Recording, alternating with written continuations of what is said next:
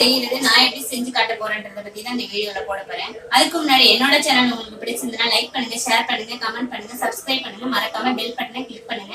இப்ப வாங்க வீடியோக்குள்ள போகலாம். அதுக்கு என்னென்ன பொருள் தேவைன்றதை உங்களுக்கு நான் காட்டுறேன். பாத்தீங்கன்னா உருண்டைக்கு வந்து நான் 2 வெங்காயம், சின்ன வெங்காயம் தான் ஓரளவுக்கு எடுத்து நான் ஒரு கைப்பிடி அளவுக்கு கட் பண்ணி வச்சிருக்கேன். அப்புறம் கீரை உருவி எடுத்து வச்சிருக்கேன். அப்புறம் இதுக்கு வந்து அரிசி எடுத்து வச்சிருக்கேன். எதுக்குன்னா இதை வந்து வறுத்து பொடி பண்ணி நான் இதுல போடுவேன். ஏன்னா உருண்டை வந்து உங்களுக்கு சாஃப்டா வரும் அப்படின்றதுனால. அப்புறம் பாத்தீங்கன்னா சோம்பு கொஞ்சம் நுணுக்கி எடுத்து வச்சிருக்கேன். அப்புறம் பூண்டு சின்ன சின்னதா கட் பண்ணி வச்சிருக்கேன். நீங்க விருப்பப்பட்டா இதுல வந்து இஞ்சி கூட நீங்க சேர்த்துக்கலாம். அப்புறம் பாத்தீங்கன்னா இதுல வந்து 1/4 கிலோ கடலைப்பருப்பு ஊற வச்சு வச்சிருக்கேன். நீங்க தோரம் பருப்பு, பைத்தம் பருப்பு எது வேணாலும் இந்த மாதிரி மிக்ஸ் பண்ணி கூட நீங்க ஊற வச்சு கூட நீங்க செஞ்சுக்கலாம். அப்புறம் குழம்புக்கு தேவையானது எப்படி என்னன்னு பாத்தீங்கன்னா நான் வந்து புளி ஊற வச்சிருக்கேன். இது வந்து அரிசி களைஞ்ச தண்ணியில தான் நான் எப்போதுமே செய்வேன். நான் அரிசி களைஞ்ச தண்ணியில தான் அந்த புளியை ஊற வச்சு எடுத்து வச்சிருக்கேன்.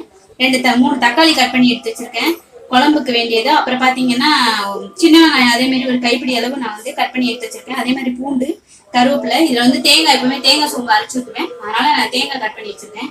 இப்போ வந்து இது எல்லாமே நீங்க இந்த பருப்பு எல்லாமே ஓரளவுக்கு குறைன்ற அளவுக்கு நீங்க அரைச்சி எடுத்துக்கணும். அப்புறம் இந்த அரிசியை வந்து நீங்க வறுத்து பொடி பண்ணிக்கணும். இப்ப வாங்க நம்ம வறுக்கலாம். ஸ்டவ் ஆன் பண்ணி கடாய் வச்சுட்டு கடாய் கொஞ்சம் சூடாகணும். சூடானதுக்கு அப்புறம்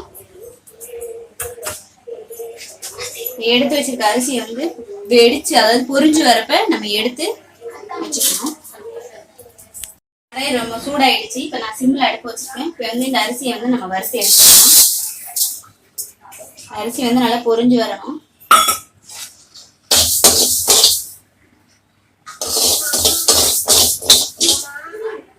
இப்ப பாத்தீங்கன்னா நல்லா பொரிஞ்சு வந்திருக்கு. பாத்தீங்கன்னா உங்களுக்கே தெரியும் நல்லா பொரிஞ்சு வந்திருக்கு. இதை வந்து நம்ம இந்த பிளேட்ல எடுத்து வச்சுக்கலாம்.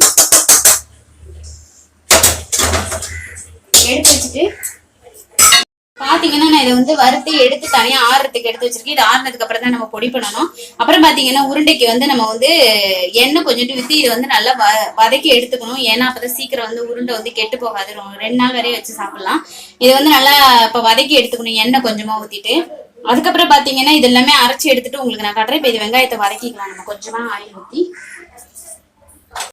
நான் வந்து 2 ஸ்பூன் ஆயில் ஊத்திருக்கேன். இப்ப இதுல வந்து இந்த உருண்டைக்கு தேவையான ஆனியன் வந்து நான் வதக்கி எடுத்துக்கிறேன்.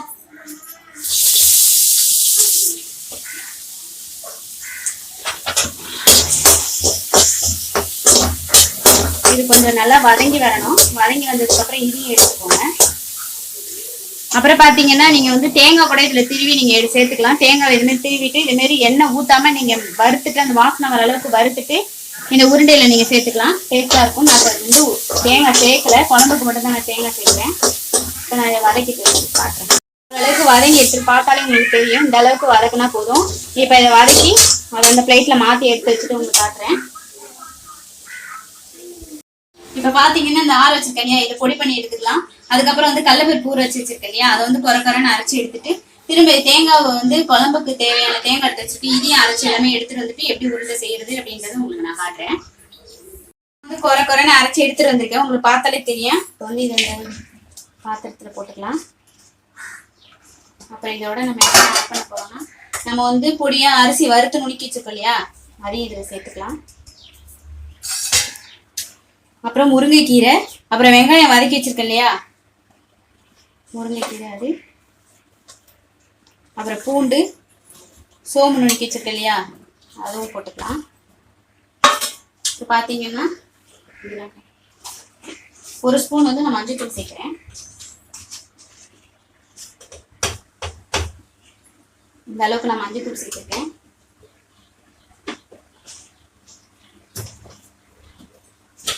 அளவுக்கு அதாவது 1 ஸ்பூன் அளவுக்கு மிளகாத்தூள் போட்டிருக்கேன். இப்போ வந்து இதுக்கு தேவையான உப்பு போடணும்.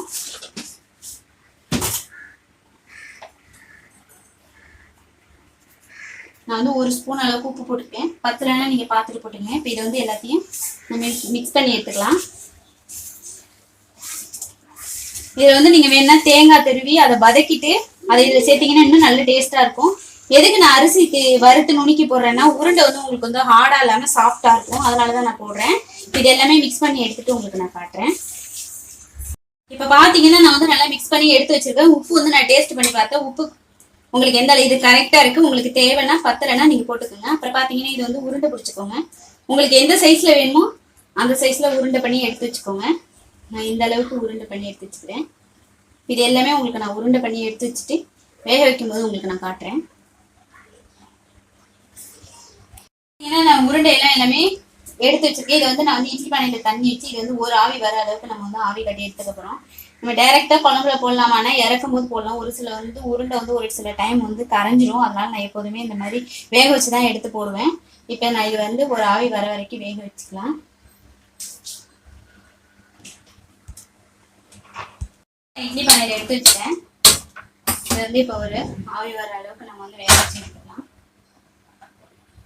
அப்புறம் பாத்தீங்கன்னா இது வந்து நான் புளி ஊற வச்சிருந்தேன் இல்லையா, அந்த புளியை எடுத்து கரைச்சிட்டு உங்களுக்கு எந்த அளவுக்கு குழம்பு வேணுமோ அந்த அளவுக்கு நான் கரைச்சி எடுத்திருக்கேன். இதுல மஞ்சத்தூள், மிளகாத்தூள், உப்பு எல்லாமே போட்டு மிக்ஸ் பண்ணி எடுத்து வச்சிருக்கேன். உருண்டை வெந்ததுக்கு அப்புறம் குழம்பு தாளிச்சு விட்டுட்டு எப்படி செய்யறதுன்றத பார்க்கலாம். ஒரு ஆவி வந்துருச்சு. அடுத்த சிம்ல வச்சுட்டு வெந்திருக்குதான்னு பார்க்கலாம். பாத்தீங்கன்னா உங்களுக்கு தெரியும் நல்லா வெந்திருக்குது. இப்போ வெந்திருச்சு. அடுப்பு ஆஃப் பண்ணிட்டு இது கொஞ்சம் நேரம் ஆறட்டும். அதுக்குள்ள நம்ம வந்து குழம்புக்கு ரெடி பண்ணிக்கலாம். நல்லா ஆறட்டும். ஸ்டவ் ஆன் பண்ணிட்டு தவா வச்சுட்டு இது கொஞ்சம் சூடாகட்டும். தவா சூடு வந்துச்சு. நான் வந்து 2 ல 3 ஸ்பூன் அளவுக்கு நான் எண்ணெய் ஊற்றிருக்கேன்.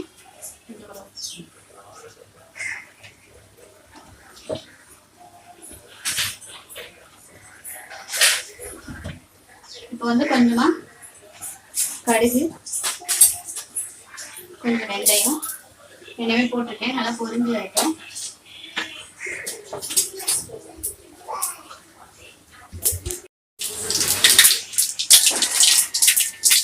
இப்போ பார்த்தீங்கன்னா பொரிஞ்சு வந்துச்சு. இப்போ கருவேப்பிலை போட்டு கருவேப்பிலை, வெங்காயம், பூண்டு எல்லாமே போட்டு நல்லா வதக்கிடணும்.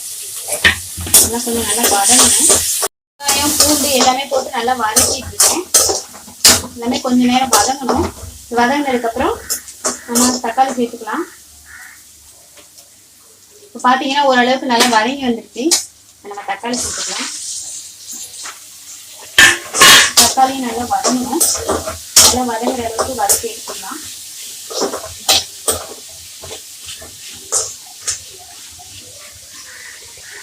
ஒரு 10 நிமிஷம் ஆகும் நல்லா வதங்குறதுக்கு. வதங்குறதுக்கு உங்களுக்கு நான் காட்டுறேன். இப்போ பார்த்தீங்கன்னா நல்லா தக்காளி வதங்கிடுச்சு. நம்ம ஆல்ரெடி மிக்ஸ் பண்ணி வச்சுருக்கோம் இல்லையா, புளி, உப்பு எல்லாமே மசாலாலாம் போட்டு வச்சுருக்கல, அது வந்து இதில் ஊற்றிடலாம். தேங்காய், சோம்பு, சீரகம் எல்லாமே நான் சேர்த்து வச்சு அரைச்சி எடுத்து வச்சுருக்கேன். லாஸ்ட்டாக தான் நம்ம அதாவது குழம்பு இறக்க போகிற டைத்தில் தான் அதெல்லாம் ஊற்றணும். இது வந்து நல்லா கொதி வந்ததுக்கப்புறம் நல்லா சுண்டி வந்ததுக்கப்புறம் லாஸ்ட்டாக தான் உருண்டையும் போட போகிறோம். இது நல்லா ஒரு 10 ல 15 நிமிஷம் நல்லா கொதிச்சு சுண்டி வரட்டும். அதுக்கப்புறம் உங்களுக்கு நான் காட்டுறேன். கொதிச்சு ஓரளவுக்கு சுண்டி வந்துருச்சு. இப்போ நம்ம வந்து உருண்டையை சேர்த்துக்கலாம். தேங்காய் வந்து இறக்கும் போது தான் போடணும். அது உருண்டை போட்டு ஒரு 10 நிமிஷம் கழிச்சு நம்ம தேங்காய் ஊற்றலாம்.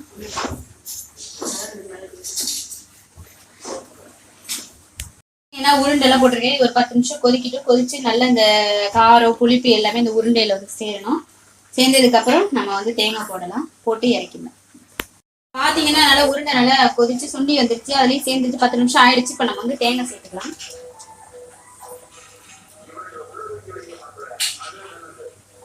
கொஞ்சமா தண்ணி கலந்து ஊற்றிக்கோங்க.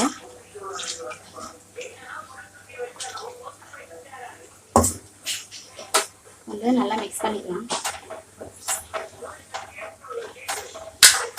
இதனால ஒரு கொதி வரணும். ஒரு கொதி வந்ததுக்கு அப்புறம் நீங்க இறக்கி வச்சிடலாம்.